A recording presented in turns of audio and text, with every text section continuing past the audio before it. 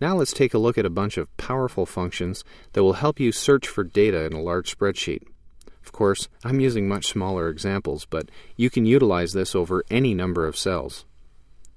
Let's go to the Student folder, and we can open up from the Advanced Functions folder, Lookups. Here we have 3 tabs, one for each function: the lookup function, VLOOKUP function, and the HLOOKUP function. These 3 functions allow you to extract data differently and are used depending on the way your cells are laid out. For example, here we have a vertical layout. We have the from and to salary range, and then our taxation amount. Here in cell G5, the taxation percentage will appear when you enter a salary here. So let's start by entering a salary of $5,000. You notice that $5,000 has a taxation rate of 0, and we've accurately calculated that. Let's go ahead and say $12,000. $12,000 falls into the 8 to 28,999 range, so we have a value of 11%. Let's look at the formula behind this function. The lookup function has 3 arguments to its statement. First, where is the value that you want me to look up? In this case, it's in G4, this cell.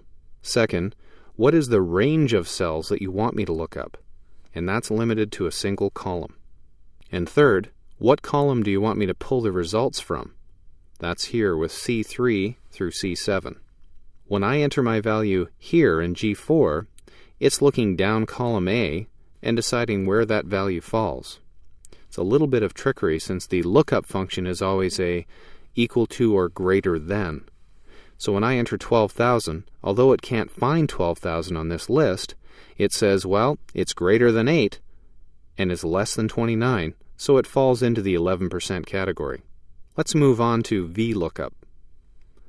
You select the VLOOKUP tab, and we'll check out this function. VLOOKUP, again, has 3 arguments.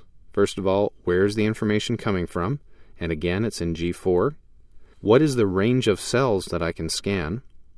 This time you name the entire range from A3 all the way to A7. And what row am I going to be pooling my results?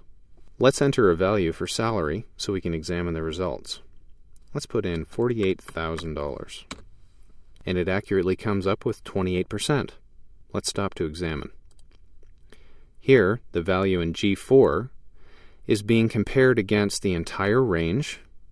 When it finds the range value, it simply moves across to row 3 and pulls out that percentage for us. Vertical lookup finds the value that you've specified within the range and then moves vertically along that row to the column you've specified. If you have your data laid out in this fashion, either lookup or vertical lookup will have its advantages depending on what kind of data you're trying to pull. Now let's take a look at HLOOKUP. HLOOKUP, as the name implies, is a horizontal lookup. Unlike the previous 2 functions we just saw, horizontal lookup takes advantage of data that's oriented differently. So if your data is laid out like this, from left to right instead of top to bottom, HLOOKUP is the function for you. And if we break this down, you'll see that in cell D8, where we're asking it to enter salary, we look at the entire range from C2 to G4, and we return the value that's in row 3. In VLOOKUP, it was going to column 3. In HLOOKUP, it'll go to row 3. Now, if we had hundreds of rows and columns within our range of cells that we were searching for, that 3 could be 16 or 78, who knows. But in this particular case, we're asking it to find a value. Let's enter a value of 36,000. So 36,000 is greater than 29, but not quite 45. So in this column, it's going to pull from row 3 the value 22.25%.